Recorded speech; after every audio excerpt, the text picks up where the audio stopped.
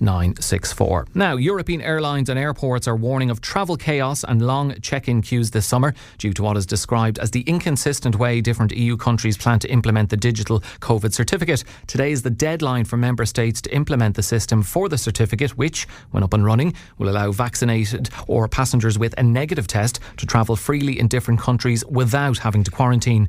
With today's deadline in mind, the aviation industry has written to EU heads of state, urging them to harmonise their verification standards and protocols to avoid unnecessary airport queues and ensure a smooth passenger experience.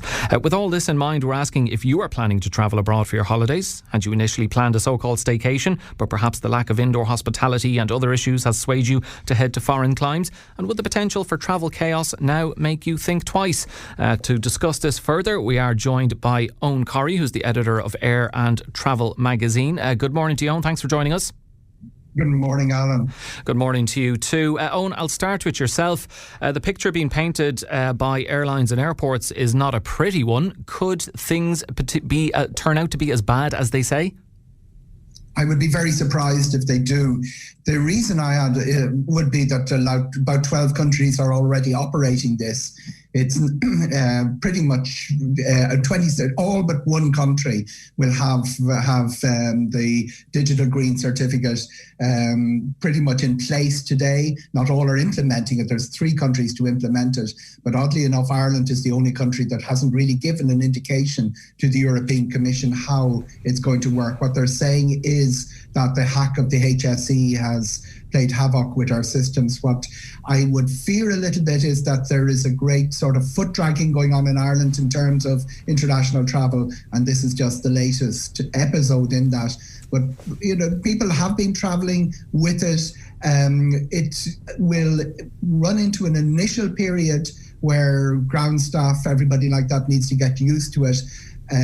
That seems to have been working its way through. If you remember, Alan, when we were all told we couldn't bring liquids on board for about a fortnight, airports, airlines, everybody had a little bit of difficulty with that, but it ironed itself out pretty quickly. And by the time we get travelling on July the 19th, which is a week and 2.5 weeks away, we'll be free to travel without restrictions again. And hopefully our digital COVID certificate will be in place by then. The rest of Europe will have sorted it out. The big question then will be, how will our airports cope? And the other side is the 2 people who are going to look at this. The process is very simple. You get it checked at the gate when you're boarding the aircraft. You probably get it checked at check-in as well. And you also get it checked when you arrive in the other country. When we're arriving in Spain, Portugal, they seem to be well set up for it. It's people returning to Ireland. Will Ireland's immigration be up and running to run this properly on July the 19th? So to talk about chaos, to talk about queues, I mean, Eamon Ryan was talking about 7-hour queues in the airport. It does look like he's looking for ways to discourage travel by disseminating this fear of chaos. There will be a little bit of a teething problems, but I don't see chaos on the scale that's been suggested. Fair people off travelling, but the various aviation bodies apparently they're saying at least 10 different approaches in terms of the travel cert have been taken by the 27 member states. That's quite a lot of variation. Is there any? I think they have looked for harmonisation on that. How likely is it that there'll be a one-size-fits-all approach, or is that too much of an optimist's approach that there would be a one-size-fits-all approach? They just want all the aviation, but the major A4E, IATA, the ERA have all said we just need clarity. They don't really care that much what the regulations are. They just want absolute clarity that everyone, that their staff don't have a complicated Rubik's Cube of regulations on one side and regulations on the other. That's what's been happening, Alan, since last year. And what the European Commission wanted was the certificate to bring all of those pieces of information together. 3 core pieces of information on it. Have you been vaccinated, the full course of vaccination? Have you recovered from COVID? And have you a PCR test in the case where they're still required? Now, when they talk about the 10 different regulations, it's quite clear everybody who's been through the full course of vaccination, be that double dose for some of the suppliers or single dose for Johnson, they are going to travel without restriction. The problems arise when you go to the unvaccinated or the half-vaccinated people, some are accepting one vaccination, some are accepting PCR. Almost everywhere except us, by the way, is accepting antigen tests. That changed massively over the last 2 weeks with Spain and Portugal accepting antigen tests. They're the most significant outbound destinations for us. The other big question is, at what age do you need the certificate or do you need a PCR test? Ireland inbound, as listeners will know, is 6 years of age. Anyone over 6 arriving in Ireland needs a PCR test. That's been increased to 12 by both Spain and Portugal, and other countries have offered free antigen tests for people arriving in. As it stands, July the 19th, to cut through all the confusion, until July the 19th, we cannot travel unless we have a valid reason for doing so. After July the 19th, it looks like we will be travelling unrestricted for anyone who's been through the full course of vaccination, but antigen tests could still be required by many countries outbound, and PCR tests, which is the only thing being recognised by Ireland inbound. What the aviation bodies, as to allude to your question there, are saying, why can't we have the same policy all through Europe? We have it, but only for fully vaccinated people. And maybe this problem, there is an element of this problem writing itself when more and more people become vaccinated. And the big question, country by country across Europe, it's arising with all our neighbours and with all the major Northern European countries already, is, do you vaccinate teenagers? The answer seems to be an overwhelming yes. There was big questions about that earlier in the year, but by September, we could be in a situation where almost everyone is vaccinated. The big question will be the first 2 weeks from July the 19th. That's where we're going to see the teething problems. That's where we're going to see the confusion. And it's really important for Ireland's inbound hospitality industry. We get some sort of guidance from the government that they're actually not just doing this, implementing it, but also enthusiastic about it. Remember, July the 1st, that's today, it comes into play. Countries, the member states have 3 weeks to implement it. We are already running the clock down to 2 days before the deadline. And some of the things that have been said over the last 48, 72 hours wouldn't fill me with confidence that the government isn't looking for some other way to delay that further. It seems strange, yeah, that they've delayed on this, and we've also, they're only formulating a plan in terms of fully vaccinated people being able to avail of indoor service, and many people wondering why that plan, in conjunction with the hospitality sector, wasn't started a long time ago. Fergal, Eoghan mentioned there antigen testing, which is something we've discussed a number of times on the show. We know the government, certainly Micheál Martin, Leo Varadkar, see no issue with it, but obviously NPHET don't think it, or that they have an issue with antigen testing. We've been talking before about antigen testing, and even before this potential issue of travel chaos around the digital COVID certificate arose, that antigen testing would help ease traffic through airports and would also help revive the aviation industry.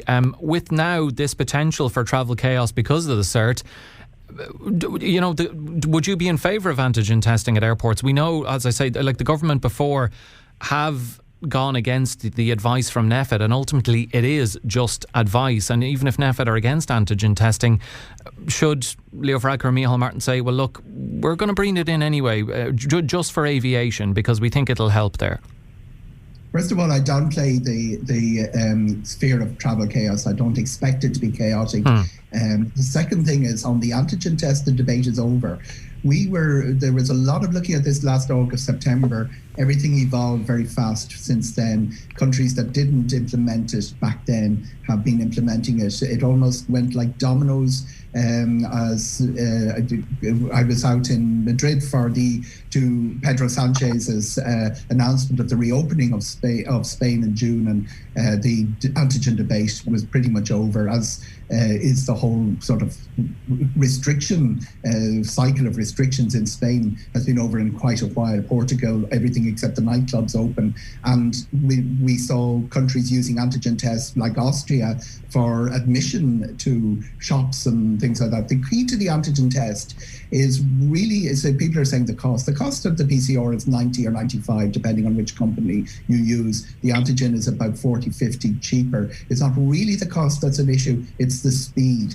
A PCR test means that you have to do it, allocate time to do it any day, 3 days in advance, and then you get your clearance probably overnight, usually in the morning after you've done the test. It's really, the antigen test can be done on the same day. So almost everywhere, one by one, they've accepted antigen tests, except here. We are the antigen skeptics of Europe.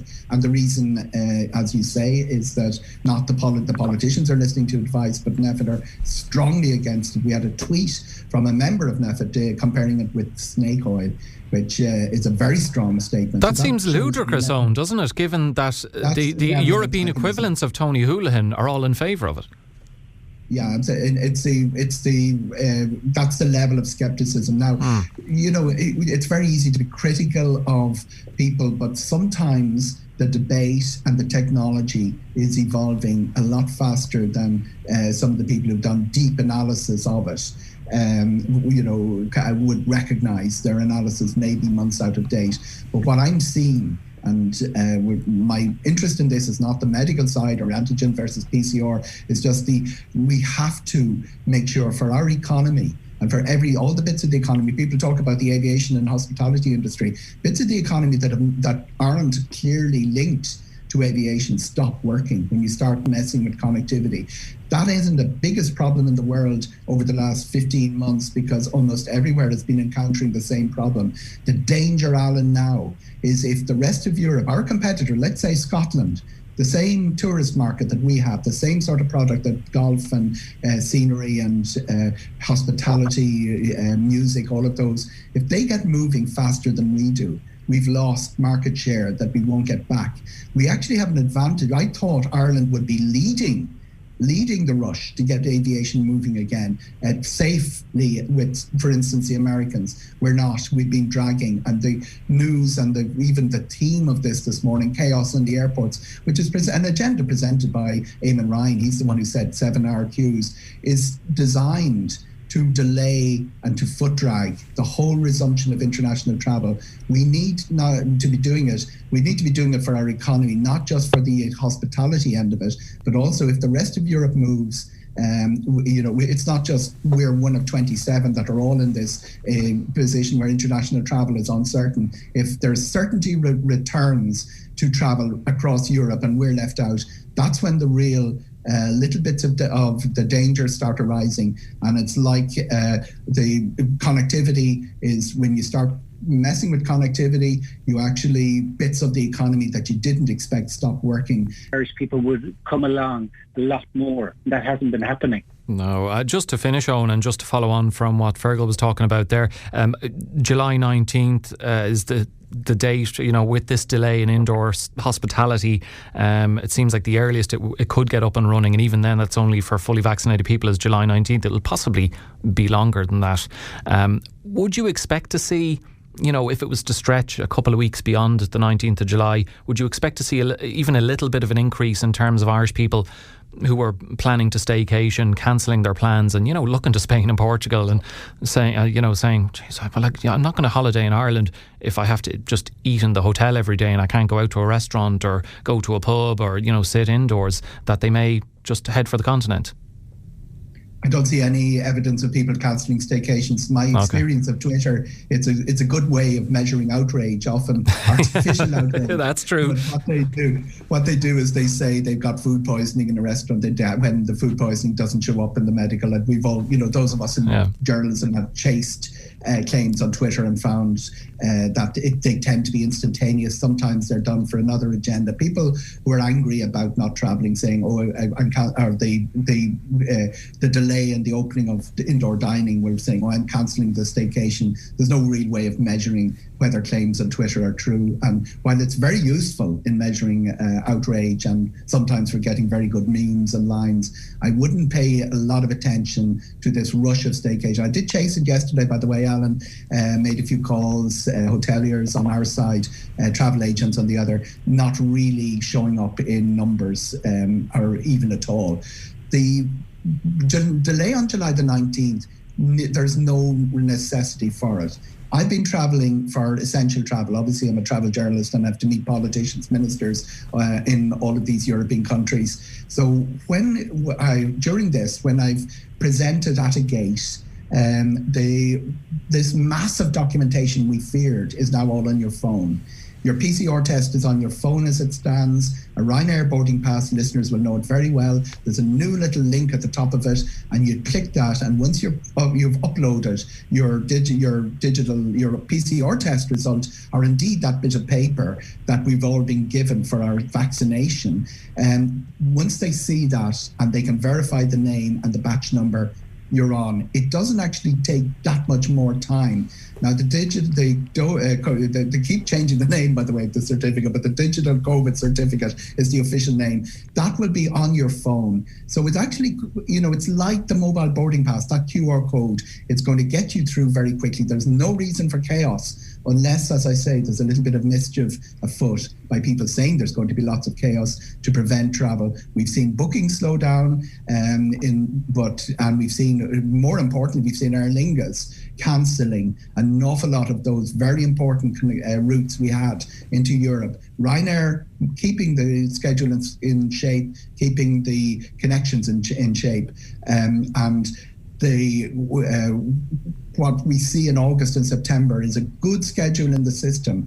But the real danger now is that if airlines just lose patience and say, there's a bit of foot dragging, July the 19th, if July the 19th doesn't turn out to be July the 19th, that's going to be a disaster long term for the credibility of Ireland with the European Commission, with the aviation industry, and with our own business and hospitality communities. It's something that it's a little bit alarming to hear what we've heard over the last 72 hours. It's really important we stick to this deadline. And the so-called travel chaos we've been promised, I'd be very surprised there would be teething problems, but we all got over having to leave our liquids at security and take our belt off. We're going to get over this. Yeah, we adapted pretty well. Just one last quick one for you, Eoghan, because Morning Focus listener Paddy has been in touch to say, what is Eoghan's opinion on American tourists coming to Ireland this year? Good morning, Paddy. It's really important that we get some sort of arrangement similar to the digital COVID certificate with America. America's tourists that come to Ireland are of an age that most of them are vaccinated. Now, the lobby, ITIC, Ono Mara Walsh, all of these people have been calling for the government to do this. It's not the biggest deal in the world. We're not going to be putting ourselves in danger because we're bringing vaccinated Americans, and it's important also for keeping those routes open. We've seen Aer Lingus cancel those key routes that took years to set up: San Francisco, Los Angeles, Seattle, Miami. All of those that were in place for the summer have been cancelled for this summer, hopefully not for next summer. What we're hearing is the government being asked again and again and again, open this up. The Americans want to come. Some of them have even deposited. Some of them actually booked flights. But we've heard nothing back from the government saying, yes, it's going to be okay. Really important that happens. And I know that the Clare TDs are on the side of trying to get that travel bubble into place. We're running out of time. We should do it. We should announce. Somebody today should say, July the 19th, we have an American travel bubble, not for everyone, but for the vaccinated. That'll keep that'll calm everyone down. It's much the same as what's happening in Europe. No reason why it can't happen with America as well. But to answer your question, we've no visibility on this, and the way things are running, we're unlikely to get it. Okay, we have to leave it there. But very, very interesting discussion, gentlemen. Thank you very much, Eoghan Corry. Pleasure, Alan. And good morning to you likewise. That's Eoghan Corry, who's the editor of Travel, Air and Travel magazine. And Fergal O'Keefe, thanks very much for joining us as well on the show this morning.